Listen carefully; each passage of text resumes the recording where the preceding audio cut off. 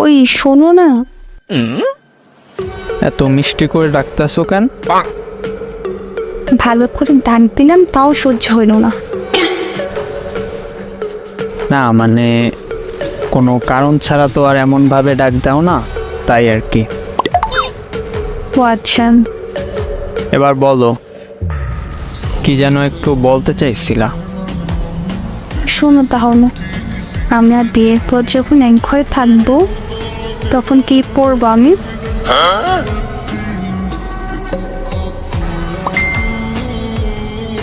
এটা জিজ্ঞেস করার কি আছে? জামা পরবা না হয় আমার গেঞ্জি পরবা? তুমি বলো আমি কোনটা পরবো।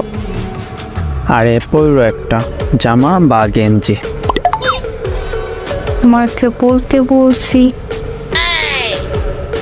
জামা পরো কেমন? সত্যি তো।